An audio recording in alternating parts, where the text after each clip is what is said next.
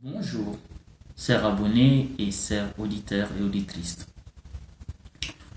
Comme promis, aujourd'hui nous allons donc aborder la question énergétique au Mali. Comme vous le savez, depuis plusieurs mois, le Mali traverse une grave crise énergétique. Le quotidien du Malien est perturbé, rythmé par des coupures d'électricité pouvant aller dans certaines zones ou quartiers jusqu'à 20 heures d'interruption d'électricité. Le président de la République, dans son adresse à la nation le 31 décembre 2023, a parlé effectivement de cette grave crise énergétique. Signe que la crise est sérieuse.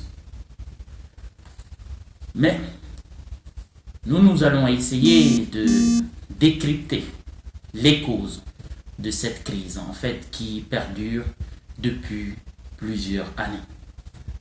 Et nous allons essayer de proposer des solutions. D'abord, les causes. Les causes sont d'abord stratégiques. Il y a d'abord au Mali ce qu'on peut appeler une atrophie stratégique, c'est-à-dire un manque de vision des hommes politiques. On peut dire d'une certaine manière que ce manque de vision est fait à dessein, puisqu'en maintenant le pays qui est traversé par deux grands fleuves, à savoir le fleuve Sénégal et le fleuve Niger, est un pays hautement ensoleillé dans l'énergie thermique. C'est tout simplement criminel et incompréhensible. Pour ce qui concerne, les barrages hydroélectriques, le premier péché des dirigeants maliens, ça a été d'intégrer l'OMVS, c'est-à-dire l'Organisation de la mise en valeur du fleuve Sénégal, sous sa forme actuelle. En associant le Sénégal, la Mauritanie et la Guinée dans une moindre mesure qui vient de rejoindre l'organisation, les autorités n'ont pas bien négocié les accords qui les lient à ces pays voisins, à ces pays frères. Ce qui fait que les zones rurales où l'électricité hydroélectrique est produite, ces villages tout simplement n'ont même pas d'électricité. Et la construction de ces barrages hydroélectriques cause de sérieux ennuis aux populations rurales. Par exemple, les hippopotames qui détruisent des potagers, des champs d'arachides, etc., etc. Parce que ces animaux ont besoin de beaucoup plus d'espace. C'est également les ressources halieutiques. Ça a beaucoup perturbé les poissons, la reproduction des poissons.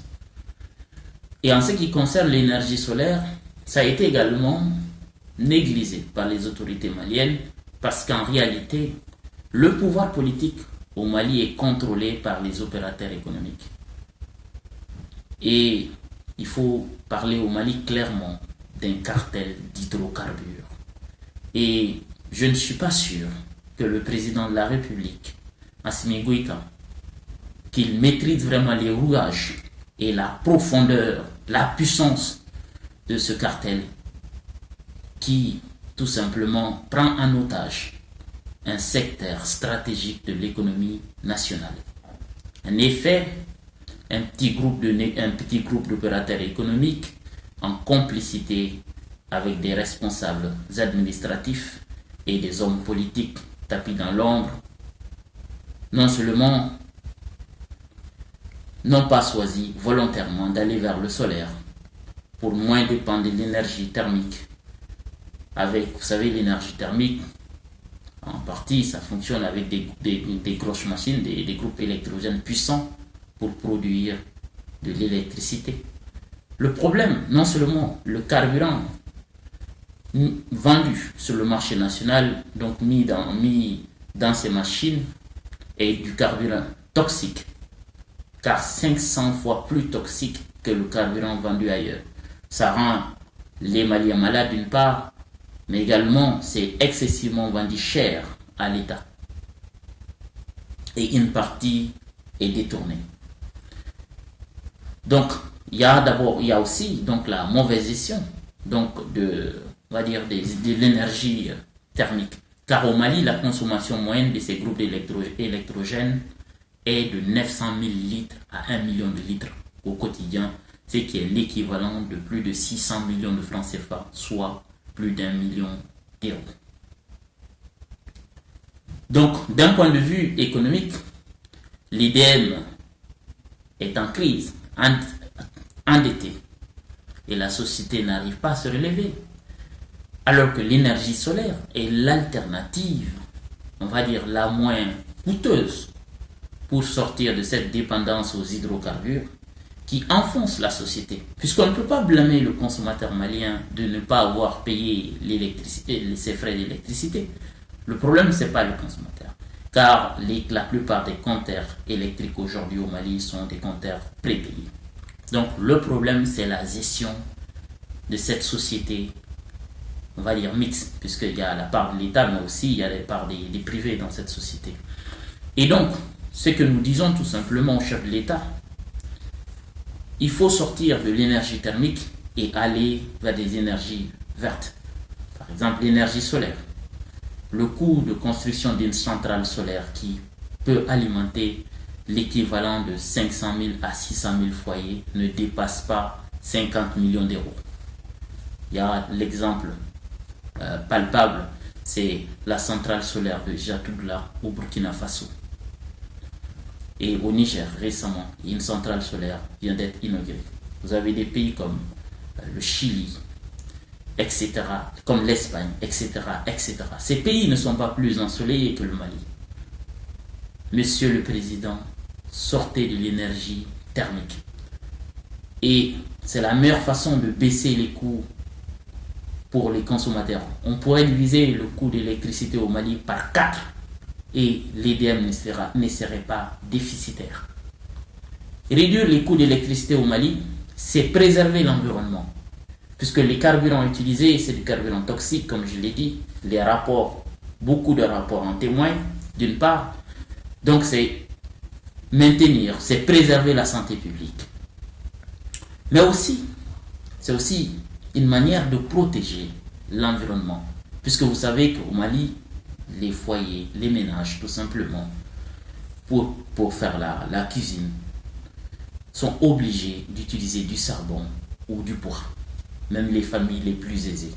Rares sont ceux qui utilisent le gaz, puisque ça coûte excessivement cher. Et donc la meilleure manière de protéger l'environnement, c'est de réduire le coût d'électricité, c'est de diviser au moins par 4 pour permettre aux Maliens de cuisiner avec de l'électricité. C'est la meilleure manière de préserver ce qui reste de nos forêts. C'est la meilleure manière de préserver la santé publique. Monsieur le Président, décidez-vous. Monsieur le Président, nous avons plusieurs propositions à vous faire. Et nous sommes prêts à coopérer avec vous. Monsieur le Président, sortez s'il vous plaît de l'énergie thermique. Diminuez la part de l'énergie thermique dans la production de l'énergie au Mali.